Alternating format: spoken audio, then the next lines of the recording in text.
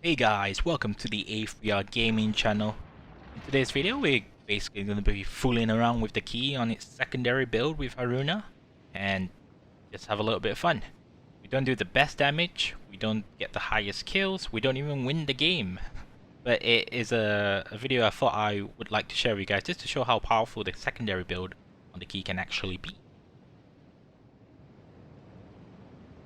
So we got Haruna as our legendary commander, running a base rate of Overwhelmed. The range of the secondary guns are at plus 4.75%. The dispersion of the second battery is at minus 14.25% currently. This is huge. The secondary battery are just so accurate at the moment, and it's really fun to use. The first skill we're using is Brawler, just for the added reload time, or decrease in distance of the reload time of the main batteries. It does limit the range, but we do want to get close anyway. Porcupine, of course, Firefighter, Master Mechanic, and Will to Rebuild. For inspirations, we got Andrew Cunningham and Vance von Hepper. With that build, our secondary armament has a firing range of 7.4 kilometers, with the 100mm having a reload time of 2.4, and the 140mm having a reload time of 6.4. Now, the interesting part about the secondaries on the key is that 100mm Type 98 is basically the same armament for the destroyer in Tier 7 Kizuki. So it's basically like having 2 of those destroyers on the side of your ship, because you have 8 of those guns. And that basically makes it pretty potent to any destroyer, or just annoying the hell out of a battleship, which we will see here. So we're pushing left of this map. It's good to have support. Tirpitz, Bismarck, and we've got a destroyer. We're not actually focusing on destroyer because we know we are in range with secondaries, and we just enable the enhanced secondary consumable, which basically makes it 100%. It's just super accurate. So as you can see, the secondaries are doing its work, pretty much destroying that destroyer, and we eventually get the kill from the secondaries. 6.4 kilometers. That's 13 hits with the secondary.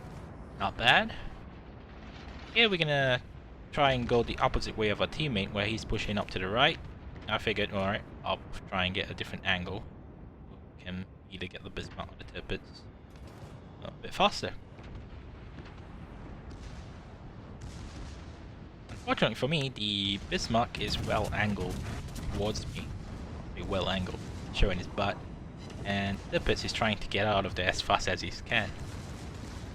Now between these two ships, probably the best secondaries in the game, in terms of range at least, you're not really getting hit by much, just because the version secondaries is not that great. As you can see, it's hitting basically around us. Our secondaries on the other hand are continuously pounding them and basically setting fires. So, you know, we're at 27 hits.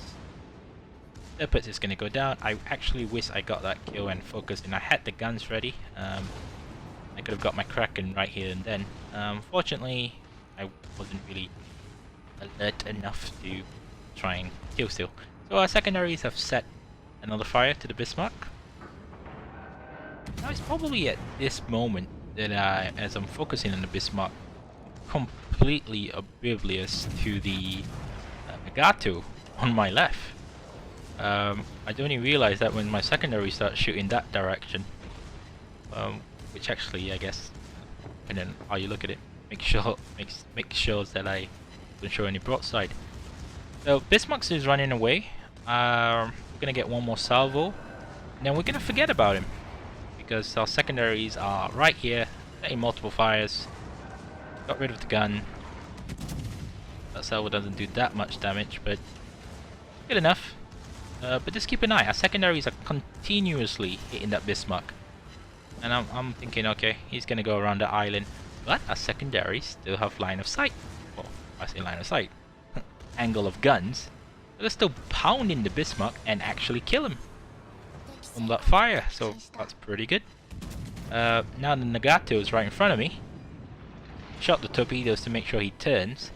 He's gonna now actually turn to avoid that last torpedo. Which is perfect for me because now I'm well angled against the Nagato and I still have torpedoes on my right side. Since we ran into the since we ran into the Tirpitz and the Bismarck, our secondaries have just been continuously firing. So we have 77, 79 hits already. And we're gonna finish the Nagato off with torpedoes.